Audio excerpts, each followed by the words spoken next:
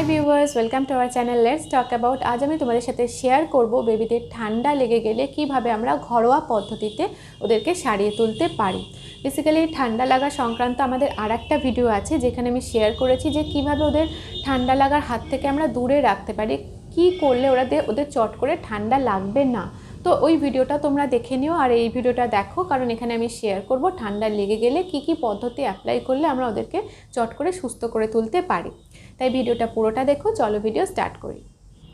প্রথমেই বলি, যদি বেবিদের জ্বর হয়ে থাকে তাহলে বিভিন্ন কারণে ওদের জ্বর আসতে পারে। তাই জ্বর হলে অবশ্যই বলবো আগে ডক্টরের সঙ্গে যোগাযোগ করো, ডক্টর যা বলে দেবেন সেইগুলো ফলো করো। কারণ জ্বর হলে ওরা অনেক কষ্ট পায় এবং নানা কারণে জ্বর আসে, জ্বরটা ফিরে আসতে পারে, তো কারণটাকে রিমুভ করা খুব দরকার। তাই জ্বর সংক্রান্ত কোনো কিছু আমি এই ভিডিওতে আলোচনা করছি না।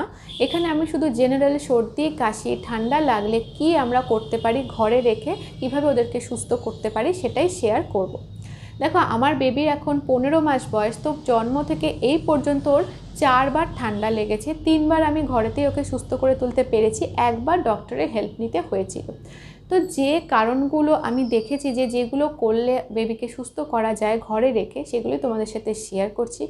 প্রথমেই বলি যে দেখো, যে কারণের জন্য বেবির ঠান্ডা লেগেছে সেই কারণটাকে আগে রিমুভ করো। তুমি খুঁজে বার করো যে কী কারণে ওর ঠান্ডা লেগেছে, তারপর সেটাকে ঠিক করে দাও। দেখো, তুমি যদি সেই কারণটাকে খুঁজে না বার করো তাহলে কী হবে, ওই কারণটা অ্যাজ ইট ইজ থেকে যাবে, বেবির ঠান্ডা সেখান থেকে লাগার চান্স থেকেই যায়। এর ফলে তুমি যতই হোম রেমেডি ট্রাই করো ওর কিন্তু ঠান্ডা লাগাটা কমবে না। তাই যে কারণে ওর ঠান্ডা লেগেছে সেটা আগে খুঁজে বার করো, বার করে ওটাকে আগে রিমুভ করে দাও। তারপর তুমি তোমার হোম রেমেডিগুলোকে অ্যাপ্লাই করতে শুরু করো, তবেই বেবি সুস্থ হয়ে উঠবে। তো যে জিনিসটা আমাকে খুব হেল্প করে বেবিদের ঠান্ডা লেগে থাকলে চট করে ঠিক করে দিতে, সেটা হচ্ছে সর্ষের তেলের মাসাজ বা মাস্টার্ড অয়েলের মাসাজ। দেখো, মাস্টার্ড অয়েলের মাসাজটা আমি পুরো শীতকাল জুড়ে বেবিকে মাস্টার্ড অয়েলের মাসাজ করি নর্মালি।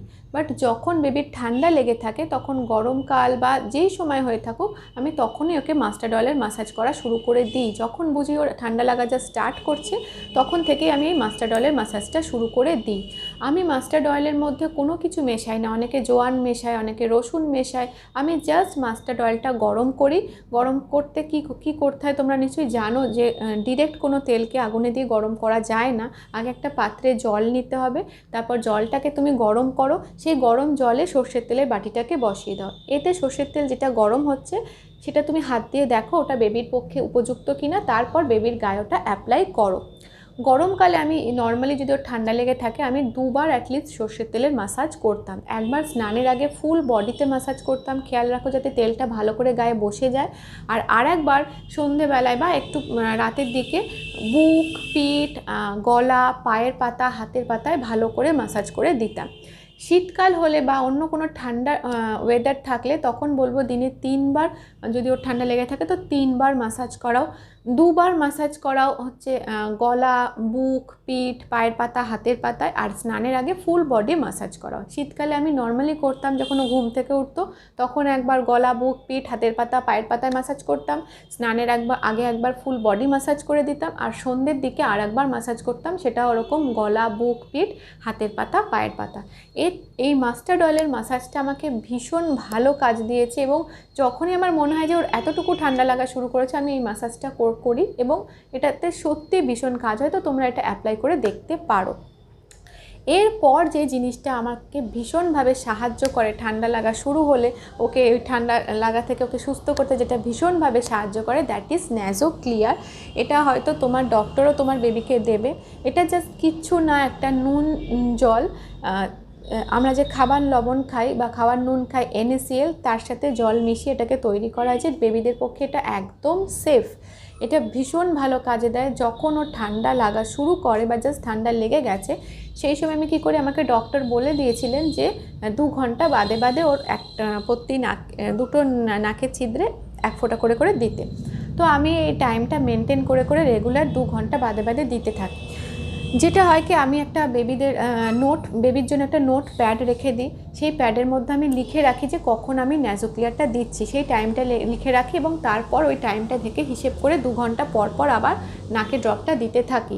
এটা যাতে আমার এতটুকু মিস না হয়, আমি এটা টাইম মেনটেন করে করে দিতে থাকি। তোমার যদি মনে হয় তুমি মোবাইলে রিমাইন্ডার দিয়েও রাখতে পারো, যাতে প্রতি 2 ঘন্টা অন্তর অন্তর নাকে এই ড্রপটা দেওয়া যায়। এতে নাকটা যদি ওর বন্ধ থাকে বা ভেতরে যদি কোনো সর্দি থাকে সেটা অটোমেটিক বেরিয়ে যায়।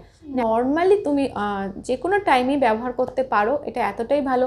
অনেক সময় হয় কি এসি চললে বেবিদের নাক বন্ধ হয়ে যায় বা নাক শুষ্ক হয়ে যায়, তো রাতে ঘুমানোর আগে এই নাকে একটা ফোঁটা এই নাকে একটা ফোঁটা এরকম দিয়ে যেতে পারো। নর্মালি যদি তোমার বেবি কোনো সময় ট্রাভেল করে, ধরো এসি ট্রেন বা এসি 4 হুইলারে যাচ্ছে, তখনও তুমি এটা কাছে রেখে দাও, কারণ ওই সময় ওদের নাকে একটু অসুবিধা হতে পারে, নাক শুষ্ক হয়ে যায়, ড্রাই হয়ে যায়। সেই সময় তুমি নাকে ওটা দিয়ে দিতে পারো এক ফোঁটা করে। যদি ঠান্ডা লেগে থাকে তো সেই সময় আমি অবশ্যই বলবো 1 ফোঁটা বা এই নাকে 2 ফোঁটা এই নাকে 2 ফোঁটা, এইভাবে তুমি 2 ঘন্টা বাদে বাদে অ্যাপ্লাই করতে পারো। That is very helpful. এটা একদম সেফ বেবিদের পক্ষে। এবং আর একটা জিনিস যেটা আমাদের মনে রাখা দরকার, দেখো যখন বেবিদের ঠান্ডা লাগে, সর্দি কাশি থেকে যায়, তো তখন ওদের খেতে একদম ইচ্ছে করে না। ওরা ব্রেস্ট মিল্ক খাক বা ফর্মুলা মিল্ক খাক বা সলিড খাওয়া শুরু করুক, যাই করুক, যখন ওদের ঠান্ডা লেগে থাকে ওদের খেতে একদম ভালো লাগে না, কারণ ওদের নাকটা বন্ধ থাকে। মুখ দিয়ে খেতে গেলে মুখটাও বন্ধ হয়ে যায়, তো ওদের একটা দম নিতে অসুবিধা হয়ে যায়, তার জন্য ওরা খেতে চায় না। তো যখন তোমার বেবির ঠান্ডা লেগে থাকবে তখন তুমি যেটা করতে পারো, খাওয়ার 5 থেকে 7 মিনিট আগে ওদের নাকে ন্যাজো ক্লিয়ার ড্রপটা দিয়ে দাও।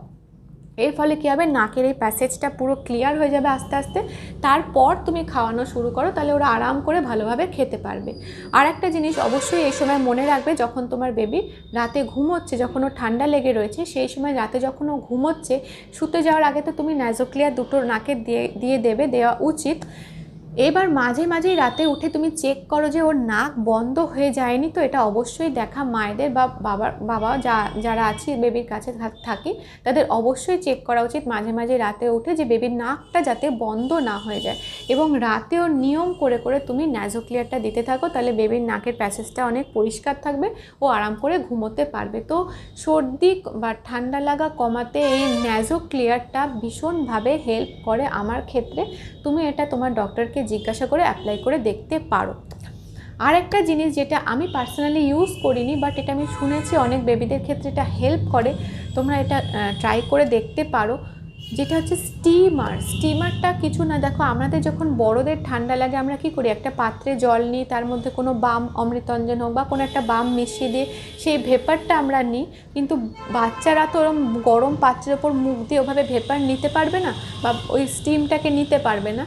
তার ফলে কি হয়, ওদের জন্য বা এরকম বাজারে একটা এরকম স্টিমার পাওয়া যায়, বিভিন্ন কোম্পানির লাভল্যাপের স্টিমার পাওয়া যায়, ফিলিপসের স্টিমার পাওয়া যায়। তো এরকম বিভিন্ন কোম্পানির স্টিমার পাওয়া যায়, যেটা কি হয় ঘেরা থাকে, গরম জল দিলে জাস্ট বাষ্পটা ওর পোর থাকে, সেই পোরগুলো দিয়ে স্টিমটা বেরোয়। তো ওটা যদি বেবির নাকের কাছে রাখা যায় বা বেবির চারপাশে এরকমভাবে নিচে রাখা যায়, তো সেই স্টিমটা বেবি নিলে অনেক সময় কি হয়, জমে থাকা সর্দিগুলো আস্তে আস্তে বেরোতে থাকে। এটা আমরা বড়রাও করে থাকি, বড়রা যেটা করি পাত্রের মধ্যে জল নিয়ে, সেটা বেবিদের ক্ষেত্রে স্টিমার ইউজ করে করা যেতে পারে। তুমি এটা কিনে দেখতে পারো, এর গায়ে বিভিন্ন রকমের জিনিস লেখা থাকবে, সেগুলো ফলো করে তুমি স্টিমারটা ইউজ করতে পারো। স্টিমারটা বসে থাকা সর্দিগুলোকে বার করতে অনেক সাহায্য করে। এরপর বলি খাওয়া দাওয়া সংক্রান্ত কিছু কথা। দেখো যখন তোমার বেবির ঠান্ডা লেগে থাকবে, তখন আমি বলবো যে প্রচুর পরিমাণে ওকে ব্রেস্ট মিল্ক খাওয়াও। ব্রেস্ট মিল্কটা এটা অ্যাপ্লিকেবল হয় 0 to 6 মান্থ অবশ্যই, কারণ এই সময় তুমি বাইরের কোনো কিছু ওদেরকে দিতে পারছো না। তো ব্রেস্ট মিল্কটাই তুমি যতটা পারো দিয়ে যাও। যদি তোমার ব্রেস্ট মিল্ক কম থাকে তো যেটুকুনি হয় সেটুকুনি ওকে খাওয়াও। তাতে কী হবে, ওর ভেতরে যে অ্যান্টিবডিগুলো যাবে সেটা ওদেরকে অনেকটা তাড়াতাড়ি সুস্থ হতে সাহায্য করবে। এরপর বলি, যখন তোমার বেবি 6 মাসের উপরে হয়ে গেছে, যখন ও সলিড শুরু করে দিয়েছে, তখন যেটা তুমি করতে পারো, ওকে এই টাইমটায় স্যুপ জাতীয় খাবারগুলো খাওয়া। ভেজিটেবল দিয়ে বলো, যদি চিকেন শুরু করে দেয় তো চিকেন দিয়ে ওর মধ্যে একটা স্যুপ বানিয়ে ওই খাবারটা ওকে মাঝে মাঝেই খাওয়াতে পারো। এই ধরনের স্যুপ জাতীয় খাবার খাওয়ালে 4টে উপকার পাওয়া যায়। এক হচ্ছে, যেহেতু ওদের এই সময় খেতে ইচ্ছে করে না, বেশিক্ষণ ধরে যদি খাবারটা যদি অনেকক্ষণ ধরে খেতে হয় ওদের একদমই ভালো লাগে না, তো টাইম কম লাগে এরম একটা খাবার হলে চট করে ওরা খেয়ে নিতে পারবে পুরো খাবারটা। নাম্বার যে উপকারটা, এর মধ্যে অনেক পুষ্টিগুণ থাকে যেটা এই সময় যখন সর্দি কাশি লেগে রয়েছে সেই সময় ওকে ভীষণভাবে হেল্প করবে দেহটাকে সুস্থ করে তুলতে। 3 নাম্বার যে উপকারটা এটা খেলে, দ্যাট ইজ ওই স্যুপটা যদি হালকা হালকা গরম হয় তো ওর এই প্যাসেজ দিয়ে যখন স্যুপটা যাবে তখন ও অনেকটা আরাম পাবে। আর 4 নাম্বার এই ধরনের খাবার খেলে যেটা হয় যে সর্দি কাশি হলে না মুখে কারোরই কোনো টেস্ট থাকে না, ওদের ভালো লাগে না। তো স্যুপটা যেহেতু খুব টেস্টি হয় তো এই সময় ওদের মুখটাতে ওই খাবারটা ভালো লাগবে, মুখটা বেশ খেতে ইচ্ছে করবে, মুখে একটা স্বাদ ফিরবে। তো এই 4টে কারণের জন্য তুমি এই টাইমে বেবিদের, যখন বেবি সলিড শুরু করছে, যে খাবার যখন খাওয়া শুরু করছে সেই মতন বুঝে তুমি একটা স্যুপ হালকা গরম গরম স্যুপ বানিয়ে ওকে খাওয়াও, তাতে ওর অনেক রকম হেল্প হবে।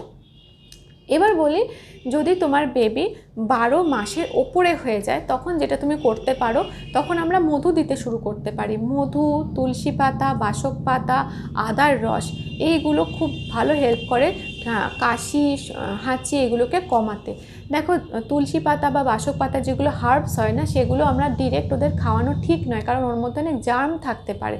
তো তুমি পাতাগুলোকে নিয়ে ভালো করে ধুয়ে নাও, তারপর ওগুলোকে গরম জলের মধ্যে দিয়ে তুলসী পাতা, বাসক পাতা, আদা থেতো করে জলের মধ্যে দাও, দিয়ে ওই জলটাকে ফোটাতে থাকো। এর ফলে কি হবে, ফুটলে কি হবে, যে কোনো জার্ম অটোমেটিক মারা যাবে এবং পাতার যে নির্যাসটা ছিল সেটা ওই জলে আস্তে আস্তে মিশতে থাকবে। এরপর ওই জলটাকে তুমি ভালো করে ছেঁকে নাও, নিয়ে তার মধ্যে মধু, মিছরি মিশিয়ে তোমার বেবি যখন অবশ্যই 12 মাস ক্রস করে যাবে তখন অল্প অল্প করে এটা খাওয়াতে থাকো। ডক্টরকে একবার জিজ্ঞাসা করে নিতে পারো। তো এর থেকে কি হবে, ওর ঠান্ডায় সর্দি বা কাশি যেটা ছিল সেটা আস্তে আস্তে আস্তে আস্তে কমে যাবে। আর একটা জিনিস খেয়াল রেখো, যখন তোমার বেবি সলিড শুরু করে দিয়েছে তখন যখন ওর ঠান্ডা লেগে রয়েছে সেই টাইমে কলাটা ওকে দিও না, কলাটা থেকে চট করে ঠান্ডা লাগাটা বেড়ে যায়। তো যত দিন তুমি মনে করছো ঠান্ডাটা লেগে রয়েছে তখন কলাটাকে অ্যাভয়েড করো।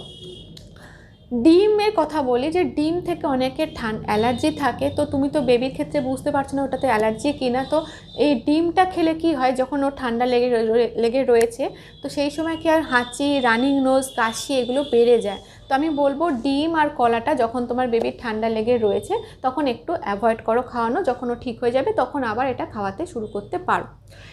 এরপর বলি যে প্লিজ বেবিদের যখন ঠান্ডা লেগে থাকবে তখন ন্যাপি পরিও না, কটন ন্যাপি এই সময় পরিও না, ওদেরকে ডাইপার পরাও, কারণ ডাইপারটা ওদেরকে অনেকটা ড্রাই রাখে।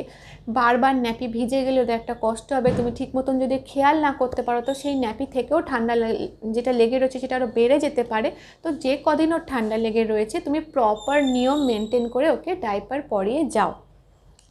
এরপর যেটা বলার আছে, দেখো স্নানের ক্ষেত্রে আমি যেটা বলবো যে সর্দি বা কাশি, ঠান্ডা লেগে থাকলে আমরা যেটা করি কি, স্নান করলে আমাদের অনেক ফ্রেশ লাগে হালকা গরম জলে। তো বেবিদের ক্ষেত্রেও কিন্তু তাই, যদি তুমি ওদেরকে স্নান করিয়ে দাও ঠিকঠাক গরম জল বুঝে এবং ভালোভাবে গা হাত পা মুছিয়ে দাও তাহলে কিন্তু ওরা অনেক ফ্রেশ বোধ করবে। তাও যদি তোমার মনে হয় যে না আজকের ওয়েদারটা ভালো নেই প্লাস ওর ঠান্ডা লেগে রয়েছে, তো তুমি সেখানে ভালোভাবে গাটা স্পঞ্জ করে দিতে পারো।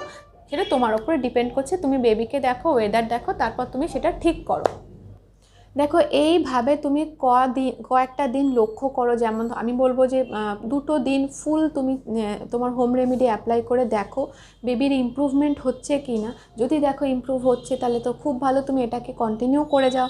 বাট যদি দেখো যে না, যা অবস্থা ছিল তার থেকে আরও বেশি ঠান্ডা লেগে যাচ্ছে, ক্রমশ ঠান্ডা লাগাটা বেড়ে যাচ্ছে, তাহলে তখন তুমি ইমিডিয়েট ডক্টরের সাথে যোগাযোগ করো। ডক্টর খুব মাইল্ড ডোজের ওদের ইউজুয়ালি কাশির ওষুধ বা এরকম ওষুধ দেন যেগুলো খুব মাইল্ড ডোজের হয়। তো টাইম টু টাইম মেনটেন করে সেই ওষুধগুলো তখন খাওয়াতে শুরু করো। আমি বলবো যে দেখো, প্রথম বছরটায় বেবিদের 7-8 বার ঠান্ডা লেগে যাওয়া, সর্দি কাশি হওয়া একদম নর্মাল। বাট আমরা বাবা মারা চিন্তায় পড়েই যাই ঠান্ডা লাগলে, সর্দি কাশি হলে। তো তখন তুমি হোম রেমেডিগুলোকে অ্যাপ্লাই করো। তোমাকে বুঝতে হবে জাস্ট কোন টাইম থেকে ওর ঠান্ডা লাগাটা শুরু করছে, সেই টাইমটাকে যদি তুমি মিস করে যাও তাহলে কিন্তু ঠান্ডা লাগাটা অনেকটা বেড়ে যাবে। তাই তুমি যে টাইমটা লক্ষ্য করলে যে ওর জাস্ট ঠান্ডা লাগা শুরু করেছে সেই সময় থেকে তুমি তোমার রেমেডিগুলোকে অ্যাপ্লাই করতে শুরু করো এবং আস্তে আস্তে দেখবে অটোমেটিক নর্মালি বেবিদের এটা ঠিকঠাক হয়ে যায় হোম রেমেডি অ্যাপ্লাই করে। কারণ ওদের মধ্যে একটু আধটু সর্দি কাশি না হলে কিন্তু ওদের মধ্যে ইমিউনিটি তৈরি হয় না, ফলে ওদের বডিও নিজেরা চেষ্টা করতে থাকে কীভাবে এই অবস্থাটাকে ওভারকাম করবে। এবং সাথে সাথে তুমি যদি তোমার হোম রেমেডিগুলোকে ট্রাই করো তো নর্মালি এভাবেই বেবিরা সুস্থ হয়ে ওঠে। তো তো আজকের ভিডিওটা এই পর্যন্তই থাকলো। ভিডিওটা যদি ভালো লেগে থাকে তো লাইক করো, শেয়ার করো, সাবস্ক্রাইব করো আমাদের চ্যানেল, সাবস্ক্রাইব করে বেল আইকনে হিট করো। যদি তোমাদের এই টপিক সংক্রান্ত কোনো কমেন্ট থাকে তো অবশ্যই কমেন্ট করে জানাও। ভালো থেকো, গুড বাই।